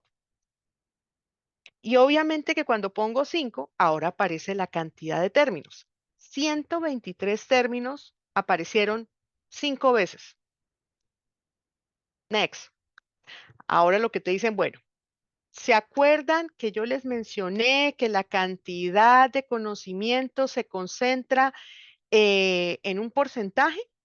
Entonces él está diciendo, mire, si usted quiere encontrar relevancia de información, nosotros le sugerimos que utilice el 60% de las palabras. Usted va a decir, no, de malas, yo quiero todas, porque yo quiero visibilizar cómo se está dando el estadio. Entonces, cuando yo quiero visibilizar el estadio, pues yo quiero verlo todo. Y le damos next. Y están apareciendo todas las palabras que él consideró. ¿Listo? Y finish. Y ahí están los 3 mapitas. 1, 2 y 3. En el primero, lo que me está mostrando es cómo las palabras empiezan a reunirse alrededor de un centro común. Y a esos centros comunes les pusieron colores y se llaman items. ¿Sí? Y esos, cada uno de esos punticos son items y los items se reúnen en clusters. Entonces, por ejemplo, está el clúster azul, el clúster verde, el clúster amarillo, el clúster violeta, el clúster naranja y el clúster rojo y marrón. ¿Qué se supone que significa cada uno de esos clústeres? Temáticas. ¿Qué es lo que pasa cuando hacemos una investigación o cuando estamos haciendo eso? Pasan 2 problemitas. 1, o no sabes nada, o 2, o sabes mucho. Cuando no sabes nada sobre el tema, que te pusieron a investigar sobre algo nuevo, estás haciendo tu tesis, estás haciendo un proyecto de investigación, y si no sabes nada, ¿a quién le preguntas o con quién te orientas?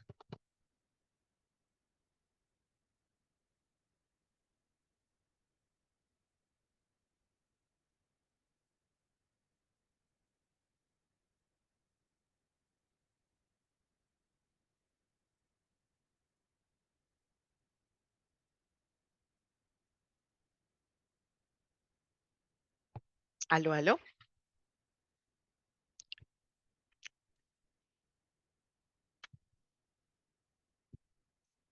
Vuelvo y repito, cuando ustedes no saben nada sobre un tema que tienen que investigar, ¿qué hacen?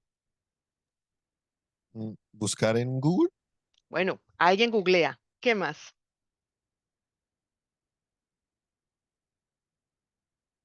Pero con Google, tú necesitas saber al menos qué preguntar. Y si no sabes ni siquiera qué preguntar,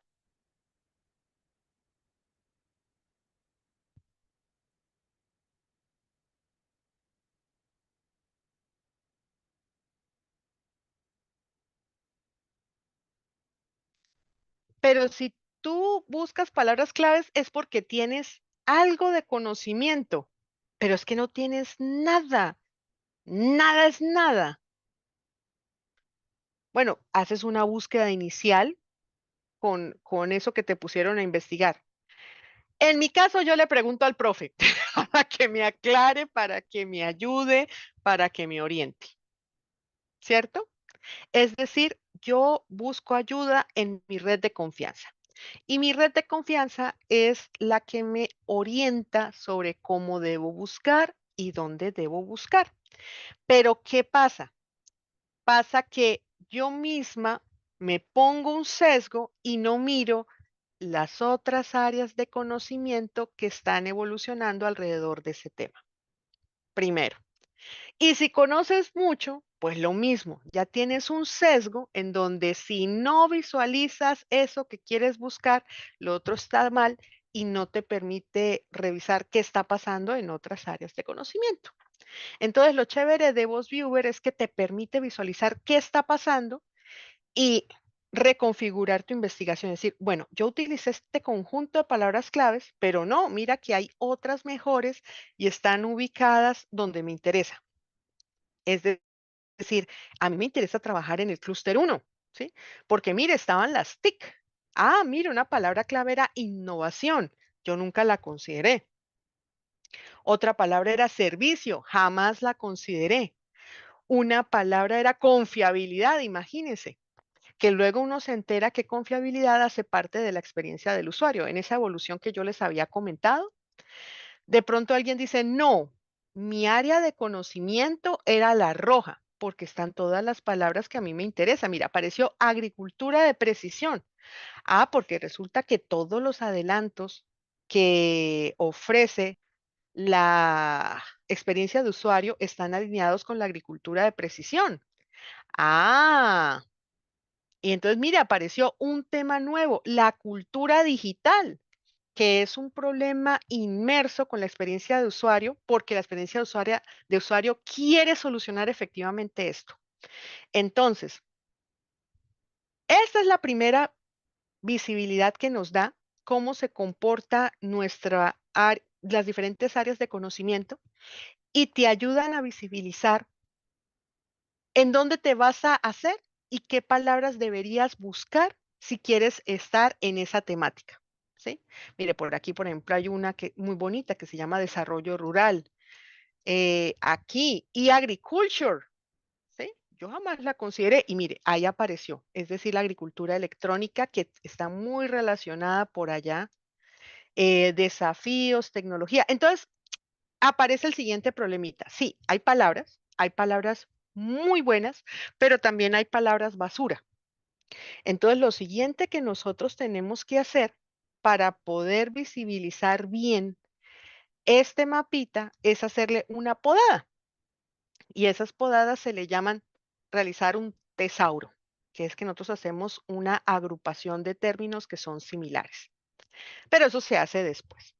Podemos observar también un análisis temporal que vemos que está en una ventana del 2010 al 2020, en donde entre más amarillo sea, significa que las palabras son más nuevas o los autores las están utilizando 2020 en adelante, mientras que en las más antiguas son las azulitas. Entonces ahí observamos que experiencia de usuario está viejita, ¿sí? O experiencia solita es la que está viejita, pero user experience es la que está nueva y que está asociada con plataformas. ¿Por qué? Porque casi todos las innovaciones desarrolladas alrededor de la experiencia de usuario se pueden visualizar en plataformas y usan como tecnologías IoT. ¿Sí? Y IoT es una tecnología relativamente nueva. Estamos hablando de agricultura inteligente, nueva. Estamos hablando que se desarrolla en técnicas de monitoreo, nueva. Estamos hablando que la importancia es mejorar la eficiencia. O sea, miren que automáticamente nos da de paso cuáles son las preocupaciones, cuáles son los campos de acción, qué es lo que le interesa y por qué es tan importante la experiencia de usuario en la agricultura, sin necesidad de leer 500 artículos científicos. ¿Sí? Ya estamos viendo todo el ecosistema y qué es lo que está pasando y en dónde me quiero ubicar yo. Entonces, cuando te preguntan, bueno, ¿cuál es tu ventana temporal? Ah, bueno, entonces tú empiezas a revisar las palabras y aquí es donde tomas la decisión, no porque sea 3 años en el pasado, porque la tecnología cambia cada 3 años. En el mundo agrícola eso es falso. ¿Sí? Entonces, aquí es donde tú tomas decisiones. Y la visibilidad de densidad, entonces te dice cuáles son las palabras más importantes, cuáles son las que más usan. Y es obvio que va a aparecer Agriculture User Experience porque esas fue con las que yo realicé la búsqueda. Para que este mapa de densidad tuviera sentido, pues yo tengo que eliminar Agriculture y User Experience para que las otras puedan iluminarse más. Y con eso yo puedo decir sin miedo a equivocarme cuáles son las palabras más determinantes a la hora de que usaron los autores. ¿Sí? Entonces, esto también me ayuda, junto con esta y esta, a identificar cuáles son mis nuevas palabras claves. Entonces, las palabras claves, ¿de dónde nacen? Del área de conocimiento, agrupadas en clúster, que me muestra cuál es mi área de interés.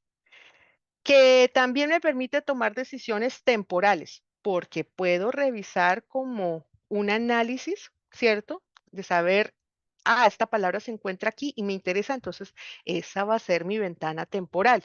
Y al mismo tiempo me ayuda a revisar cuáles son las palabras con las que tendría más suerte de encontrar esa información nucleica, ¿sí? Esa sería la primera visualización. Hasta ahora, ¿cómo nos sentimos? ¿Cómo vamos? ¿Qué preguntas hay?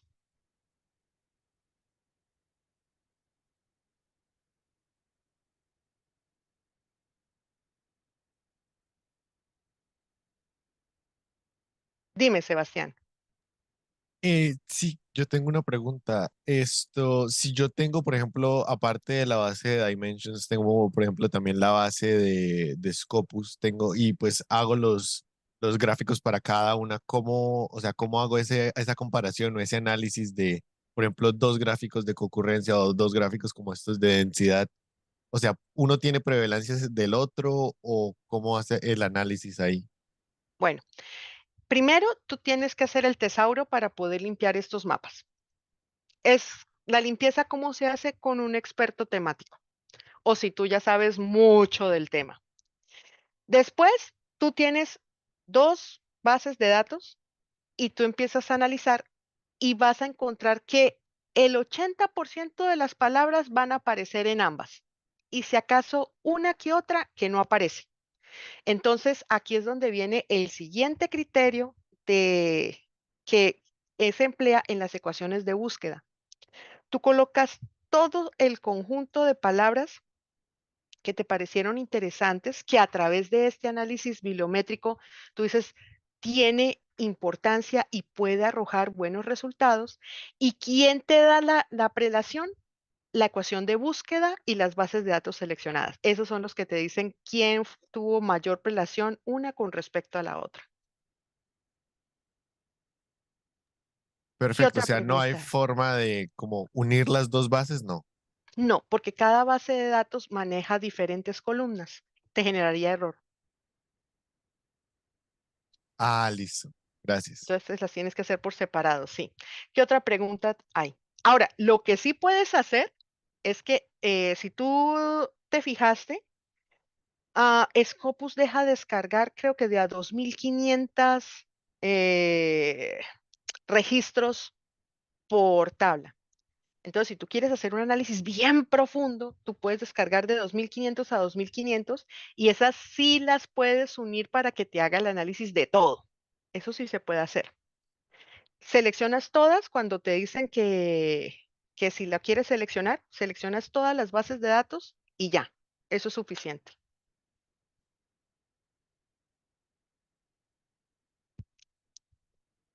¿Qué otra pregunta hay? Tenemos 7 minutos. ¿Qué otra pregunta hay?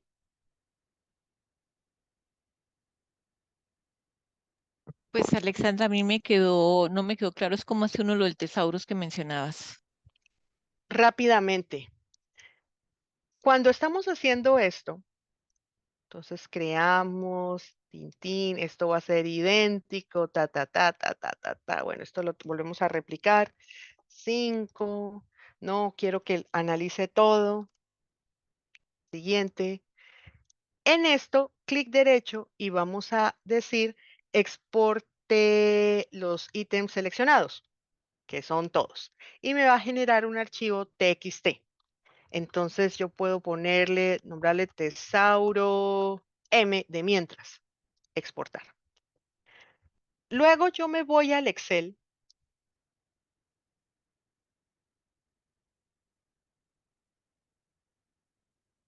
y lo que voy a hacer es que voy a abrir ese texto generado. Lo estoy haciendo rápidamente como para mostrarte cómo sería.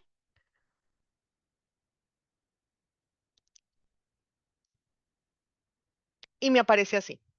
Esos son los cálculos con los que trabaja VoiceViewer. ¿Sí? Listo. ¿Yo qué voy a hacer? Voy a borrar la primera y la última columna. Y a la columna que queda le voy a poner label y a la segunda le voy a poner replace by. Y aquellas palabras que yo considere que son idénticas, las voy a reemplazar. Entonces, aceptación y adopción. Para mí, aceptación es adopción, o sea, voy a eliminar aceptación. ¿Sí? Agriculture activity, agriculture practice, agriculture process, agriculture production, agriculture. Entonces, mira que por acá yo puedo eliminar, digamos que agriculture, porque habíamos dicho que uno de los problemas es que como yo puse como búsqueda agriculture, user experience, aparece mucho y por ende las otras palabras pierden como importancia. Entonces, digamos que esta yo le voy a escribir nada. Y todas las palabras que no tengan significado para mí, le voy a poner nada. Ejemplo, a mí no me interesa analizar artículo. Nada. A mí no me interesa. Bueno, case and case study. Resulta que case es case study, ¿cierto? Pues la voy a poner a reemplazar. Case study. Desafíos. Resulta que yo digo, uy, no. A ver, contexto, conceptos, ciudad, cultivo. Aquí hay cultivo, pero aquí resulta que hay agriculture production. Entonces yo voy a decir que crop en realidad es agriculture production. De eso se trata, ¿sí? Voy a empezar a unir qué palabras son similares y voy, por ejemplo, tick y ticks. No, esto es tick, ¿cierto? Y al final, ¿yo qué voy a hacer? Que todas las palabras que yo reemplacé, las voy a dejar y las otras las voy a eliminar. Mire, por ejemplo, esta. User experience, use. No, esto es user experience.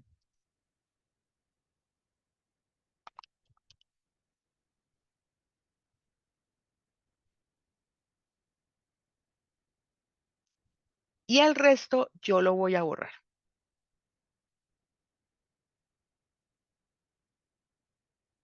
Entonces solamente me van a quedar las palabras y las palabras por las cuales yo voy a reemplazar. Y lo voy a grabar. Lo mismo, en TXT. Entonces, nuevamente, examinar en escritorio, en investigación, lo voy a llamar tesauro y que sea en TXT.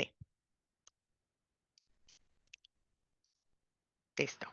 Ahí me está diciendo que tiene múltiples hojas, pero no, solamente voy a grabar la que dice tesauro. Y aquí, y mal no recuerdo, aquí me están diciendo, ¿quiere introducir un tesauro? Pues sí, sí lo quiero introducir. Este. Ok, next. Y miren que ahora se disminuyó la cantidad de palabras. ¿Sí? ¿Por qué? Porque yo reemplacé algunas. Entonces creo que antes eran 170 y algo así, 123, ahora se redujo por 127. Y obviamente el mapa va a cambiar. Y vamos a eliminar la que decía nada. A ver, esta vamos a ponerla por ocurrencia para que de una me aparezca la nada. Y la quito. Finish. Y ya. Entonces miren que el árbol cambia, ¿cierto?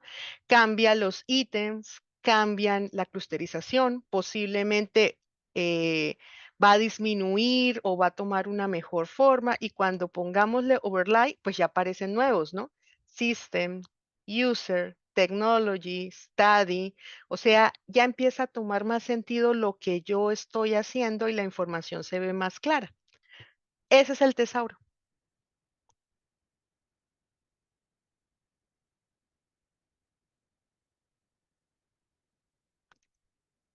No, ya se acabó el tiempo. Solamente agradecerles por haber atendido. Cualquier cosa, pues ya tienen mi correo, mi contacto, si tienen alguna duda o no les da su investigación o están interesados en conocer la metodología de Endelion que usa como estas métricas, estoy dispuesta a ayudar y pues agradecerles por su asistencia. Vale, profe, muchas gracias. Les recuerdo que en el chat está el listado de asistencia para que por favor lo llenen. Y adicionalmente les voy a compartir la grabación de esta sesión en el calendario para que estén pendientes. Muchísimas gracias, profe, y nos estamos viendo. Chao. Bueno, hasta luego.